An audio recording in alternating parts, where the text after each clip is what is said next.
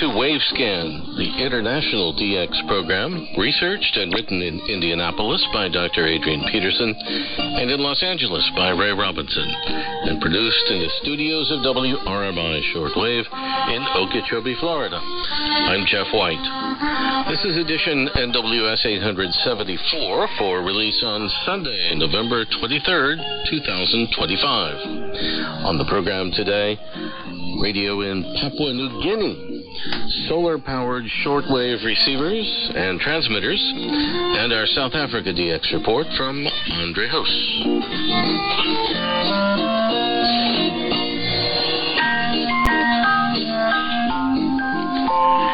In May this year, the government of Papua New Guinea announced Medium-Term Development Plan 4, which included a goal of achieving 100% broadcast coverage of the country by 2030.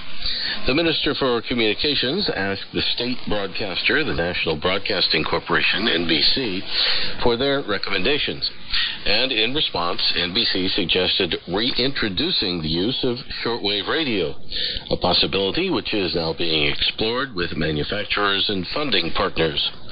In light of this, we thought it might be interesting to review what we know of the history of broadcasting in Papua New Guinea, and in particular their previous use of shortwave. Ray Robinson in Los Angeles has been sifting through the records. Ray? Thanks, Jeff. As recently as the late 2010s, NBC was operating a network of about 20 regional shortwave transmitters, all with 10 kilowatts, on various frequencies, mostly in the 60 and 90-meter tropical bands. And if listings in the World Radio TV Handbook are to be believed, it appears the last shortwave transmitters were not switched off until sometime in 2022. So it's somewhat surprising now to hear that use of shortwave is being seriously reconsidered. The transmitters in use previously were mostly NEC HFB 7840 models manufactured in the early 1990s, and they apparently went silent when parts failed and knowledgeable engineers were not available to service them. Now it seems that parts have already been purchased for at least one transmitter on the island of New Britain and are awaiting installation. A Radio New Zealand broadcast on June the 13th of this year included a discussion program in which it was stated that NBC in Papua New Guinea had approached Radio New Zealand for technical assistance in re-establishing their shortwave broadcasts within the next year. Such a request to RNZI, the most successful shortwave operator in the neighbourhood, are the Chinese, makes perfect sense, although it's unclear what shape such assistance might take. So let's look at why shortwave has historically been so important to PNG and why its reintroduction now is frankly a practical necessity. The island of New Guinea, lying to the north of Australia, has generally been considered to be the second largest island in the world, after Greenland, about 1,500 miles long. However, it was recently established that if the Greenland ice cap were to melt, we would see that Greenland is actually 3 islands, not 1. So New Guinea really is the largest. It's part of the continent of Australasia, which includes the Australian landmass, New Zealand, and New Guinea. The western half of New Guinea, known as Irian Jaya, was administered historically by the Dutch, and in 1949 it was claimed by the newly independent country of Indonesia. It's now administered as 6 provinces within that country. The eastern half of the island was split in the 1880s between German New Guinea in the north and British Papua in the south. Papua, by the way, is a Malay word which means frizzy hair, and it's been used for the island at least as far back as 1526. All of present-day Papua New Guinea came under Australian control at the end of World War I, although the different parts were still administered separately. The former German and British territories were united as Papua New Guinea after World War II, along with about 100 other islands, the largest being New Britain, and then the country gained full independence as a member of the British Commonwealth in 1975. Since then, the form of government has been a constitutional monarchy, now with King Charles III as the monarch, represented by a Governor-General. There's a legislature in the form of a national parliament with a Prime Minister and members who are also provincial leaders. leaders. PNG is a very mountainous country, mostly covered by thick tropical vegetation, with almost impenetrable jungle in the low-lying areas. There's a spinal mountain range running east-west for over 1,000 miles, with the tallest peak reaching 16,023 feet. The tree line is at around 13,000 feet, and some of the peaks above that contain rare equatorial glaciers. The last official population estimate in 2021 was 11.8 million, but that number's unreliable because the population is highly rural, with only 14% living in urban centres. The capital, Port Moresby, has a population of less than 400,000, although that still makes it the largest city in the southwestern Pacific outside of Australia or New Zealand. Unofficial estimates of the total population of PNG made using satellite imagery put the number closer to 18 million. The majority of that population lives in mountain villages where there are no roads or other infrastructure, no electricity, no running water, and they can only be reached by very arduous multi-day hikes on foot from the nearest provincial towns. Some villages have airstrips, often created by missionary groups, but most do not. Because of the isolation of these people groups, PNG is the most linguistically diverse country in the world, with 840 known spoken languages, not just dialects, separate languages. Each one has developed among people living in clusters of isolated mountain villages, sometimes numbering no more than about 20 to 30,000 speakers of each language. Again, because of the isolation, it's estimated that at least 40% of the population are subsistence farmers, living completely independently of the cash economy. They do not have any connection with or receive support from the capital. They rarely have any need for money.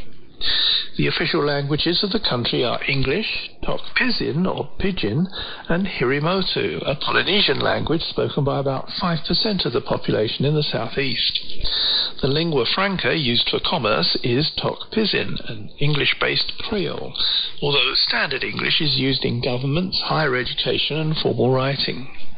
So how do you unite a country as linguistically diverse as PNG? How do you forge a national identity? How do you even begin to think about reaching people who never come into even a regional town, let alone the capital? How can the authorities provide education, warnings about weather events, emergency assistance when needed, and so on?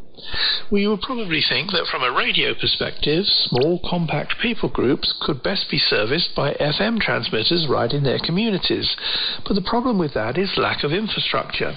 With no electricity, the transmitters would have to be powered completely by renewable energy sources such as solar, which would limit them to very low power operation, and then only during the daytime and when it wasn't too cloudy, which it often is. Program production in the local language would also have to be powered in the same way, and for the most part, that's just not viable.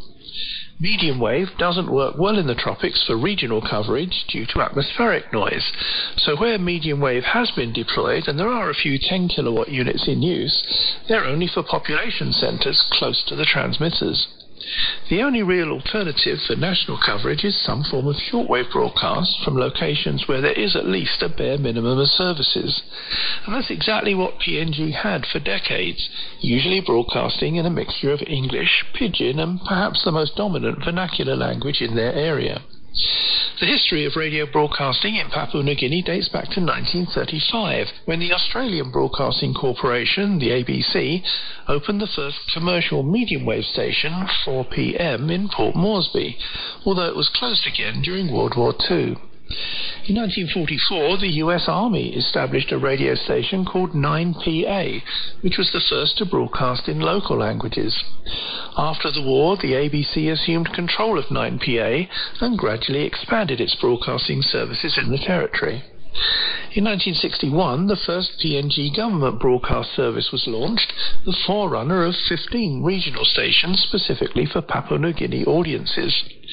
This dual system of broadcasting continued until the National Broadcasting Corporation, the NBC, was formed under the Broadcasting Commission Act of 1973. The NBC is thus Papua New Guinea's state-owned broadcaster, now operating 2 national radio stations and 1 television station. In addition to the NBC, there are also a number of private and community radio stations operating in Papua New Guinea, all on FM. These mostly target urban youth who find it easy to tune in on subsidised smartphones that have FM tuners built in, but there's little coverage of the more rural areas. The 1970 edition of the World Radio TV Handbook lists 8 regional stations, all government-operated, such as Radio Rabaul, Radio Wewak, Radio Western District, Radio Goroka, and so on, all on frequencies in the 90-metre tropical band with a mix of 10 and 2 kilowatt transmitters. Most of the regional shortwave transmitters were replaced in the early 1990s, and the 1995 edition of the WRTH shows 23 regional stations, all operating with 10 kilowatts in the 90-metre band. There are also 2 100 kilowatt units listed in Port Moresby on 60 metres and 31 metres, which were obviously intended to provide national coverage. Here's a sign-on from NBC Port Moresby using one of those 100 kilowatt units on Sunday the 28th of November 1999 on 4890 kHz. Morning time, frequency of 4.890 megahertz, 5 o'clock in the morning, 8:30 in the morning. Daytime on frequency of 9.675 megahertz, from 8:30 in the morning to 5 o'clock in the afternoon, and nighttime on frequency of 4.890 megahertz. So 5 o'clock in the afternoon, 5 to 12 midnight. It's 5:05. Good morning, Papua New Guinea. Very pleasant Sunday morning to you. I'm Sam Serbian. My pleasure to be a host once more this Sunday. As I said, it's the 28th of November, 1999. We welcome you wholeheartedly to join us in our programs today, and we do certainly hope that you'll stay with us and enjoy what we are able to bring to you for the rest of our broadcast today. We'll begin in just a moment, and of course we'll be taking you right until 12 midnight tonight. And that, of course, was all in English, but the regional transmitters mostly used Tok Pisin. FM transmitters have been deployed in town areas throughout the country, with both the BBC World Service and Radio Australia being available on FM in Port Moresby. But most of the population is well out of the reach of any FM or medium wave transmitter. So we look forward with interest to see how the situation develops in PNG. Will a network of regional shortwave stations be re-established? Will the high power units in Port Moresby be refurbished and reactivated for national coverage? Maybe this time next year? Or no? Back to you, Jeff. Thanks, Ray. Next week, Ray will be taking a nostalgic look at a bygone radio era, that of shortwave usage by commercial stations in the United States before World War II, and one station in particular in Philadelphia, Pennsylvania. As you may know, there are a number of solar-powered shortwave receivers on the market, but you may not be aware of a company in Hamilton, Ontario in Canada that makes fixed-tuned solar-powered receivers that can only be tuned to specific frequencies used by Christian radio stations. That company is Galcom International, and its chief engineer is Pierre-Yves Moutoul, who is originally from Switzerland. He gave an introduction to the company at this year's National Association of Shortwave Broadcasters annual meeting at Transworld Radio in Raleigh, North Carolina. Pierre-Yves began by explaining that before Galcom, he worked for Transworld Radio. Thank you very much. Thank you for the opportunity. Indeed, I was with the VR 2006 to 2017, but it's the first time I'm here. I was in Vienna, Austria for these 11 years and traveled in different places, including Africa. I was in Swaziland and different places. I was working on audio and acoustics. So acoustics, I specialized into studio building. I was advising on or consulting on studio acoustics all around the world. The other thing I specialized on is on loudness. Loudness is the audio level you should have in your audio files. And it was necessary, that's an understatement, because back then we didn't have any good reference. We had VU meter or QPPM, but that was not very efficient in achieving consistent perceived loudness. Now there are new tools on the market, new since 2012. Do you remember when Obama talked about the reaching to the clicker when the ads was coming on? Do you remember that? And since then, it's imposed to TV stations worldwide to have a constant loudness across all the programs and inside the programs as well. And so, harnessing this technology that was new on the market at that time, we started implementing it for audio. And so we defined a standard that was adopted by Transport Radio, TWR, and is still, I think, still the same today, and still being used. So that's very pleasant, and has brought a huge step forward in terms of the quality of the programs, or the quality of the transmission, or the ability to people to listen, to understand what was going on. I remember at that time some complaints from listeners saying, "Oh, I could hear that program, I could not hear the next one," because the level was not normalized properly. But anyways, that was a short introduction. I'm now with GATCOM International in Canada, in Hamilton, Ontario, and we have a few branches of activities. The first one is making receivers, manufacturing receivers. If you observed in the little displays around this place here, you could see some of these early devices.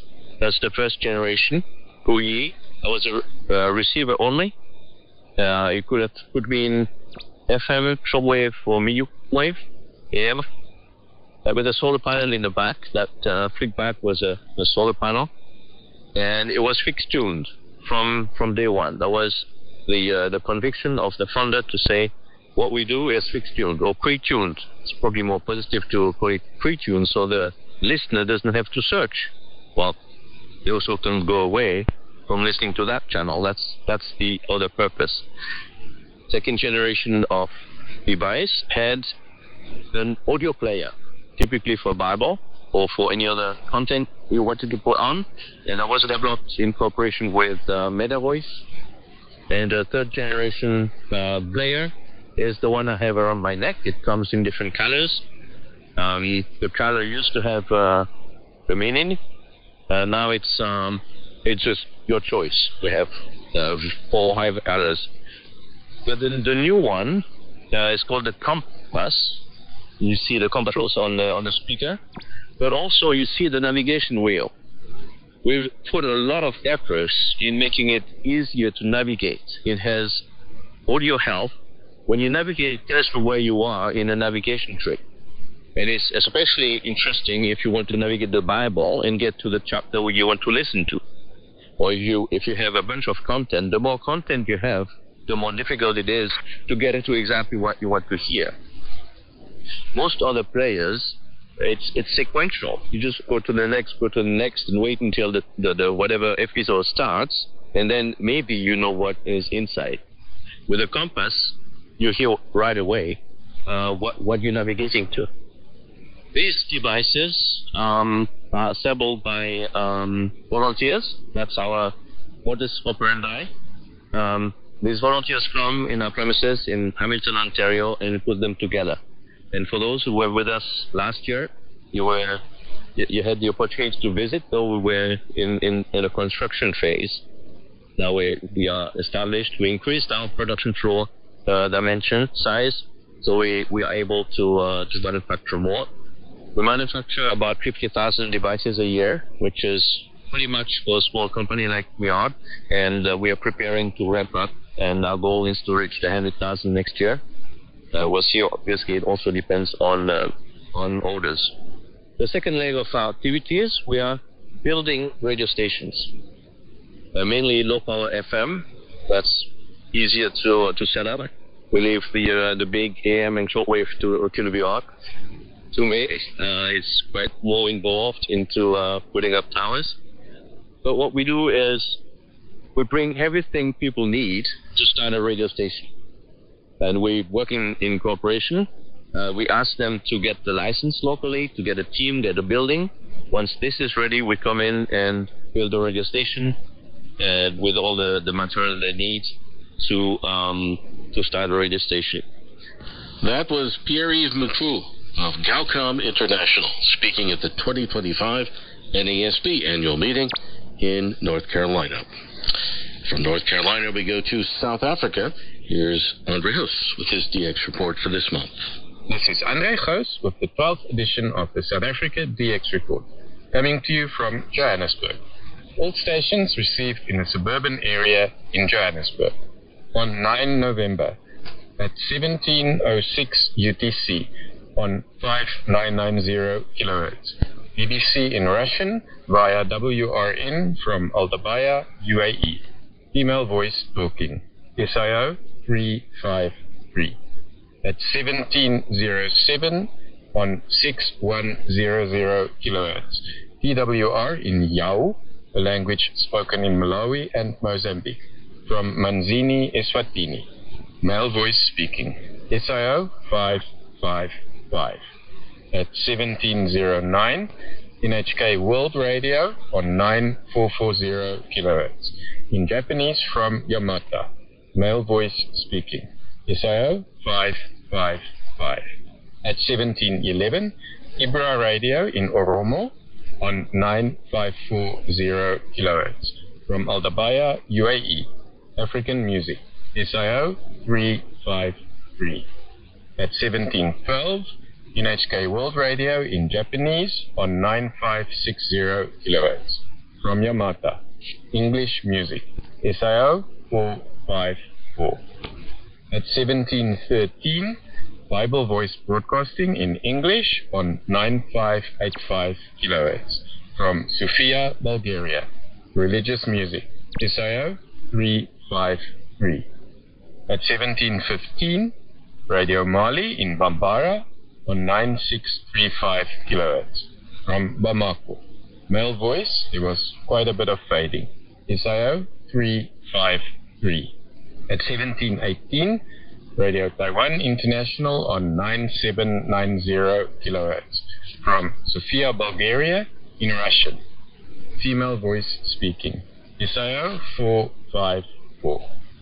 At 17:19, Radio Romania International in Romanian on 9810 kHz. From Galbeni. Male voice speaking. SIO 353. At 17:23, Vatican Radio in English on 11755 kHz. From Santa Maria di Galleria. Talking about transformation of lives through Christ. SIO 454. At 17:24, Voice of Vietnam in Vietnamese on 11885 kHz. From Hanoi. Female voice speaking. SIO 353. At 17:25, Akashvani in Farsi on 11900 kHz. From Bengaluru. Indian music. SIO 454. At 17:26, Radio Exterior de España in Spanish on 12030 kHz. From Noblejas. Live football commentary. SIO 353. At 17:27, BBC in English on 12095 kHz. From Al-Sila, Oman. Also live football commentary. SIO 555. On 14 November at 2100 UTC, WTWW in English from Lebanon, Tennessee on 9930 kHz. Religious program interrupted on the hour with a station ID announcement for WTWW. Then the religious program continued. Male voice talking about a message from God. SIO 454. At 2111, Radio Voz Missionaria in Portuguese on 9665 kHz. From Camboriú, Brazil. Male voice talking, mention of Rio de Janeiro and Sao Paulo. SIO 454. At 2113, Radio Nacional da Amazônia in Portuguese on 11780 kHz. From Brasilia, Brazil.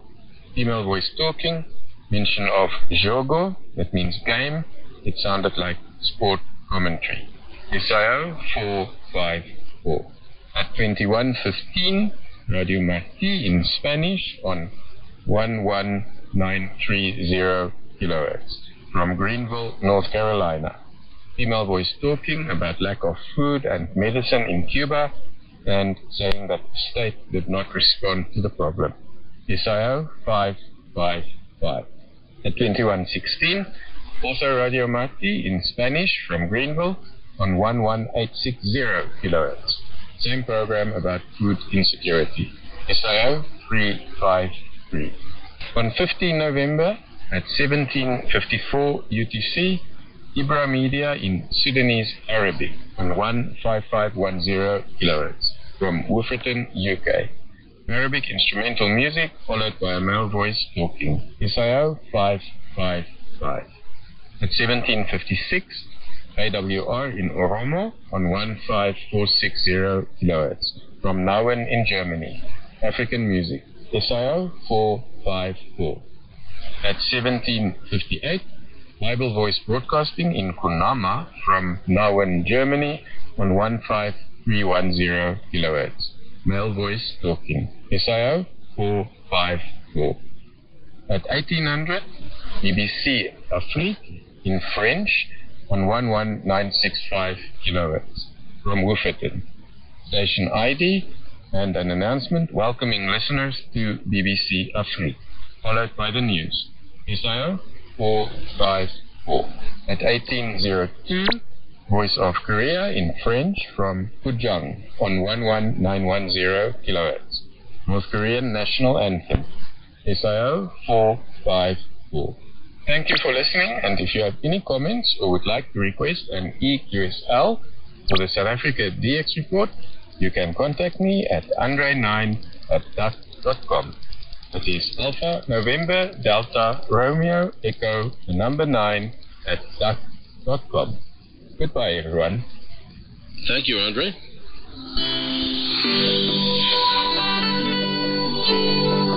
And to end Wavescan today, we have music from Papua New Guinea, music commemorating the independence of Papua New Guinea. We're gonna make a change. Let's believe in what we can do. From the mountains to the sea, for our land, our people Thanks for listening to Wavescan, the international DX program researched and written in Indianapolis by Dr. Adrian Peterson and in Los Angeles by Ray Robinson. Next week, CBS Shortwave Radio in Philadelphia and our Indian DX report from Prithwaj Pukriasta. Wavescan is heard weekly in the Americas from WRMI in Florida and WWCR in Tennessee. Across Asia, Australia, New Zealand on Reach Beyond Australia, and in Europe on IRRS Italy. Please send reception reports directly to any of those stations. Podcasts of this program are available through wavescan.podomatic. That's PODOMATIC.com. Your comments or suggestions are always welcome. Just email Ray or me using the address wavescan@yahoo.com. I'm Jeff White at WRMI Shortwave in Okeechobee, Florida. Happy Thanksgiving to those in the United States who will be celebrating next Thursday. Till next week, good listening, everyone.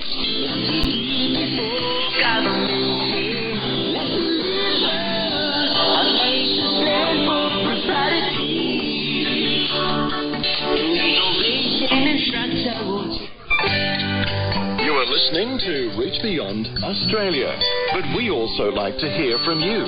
If you have a comment on our programs, want to give us a signal report, or simply ask a question, we would love to hear from you. Our email address is radio@reachbeyond.org.au. Reach Beyond Australia, life-changing radio.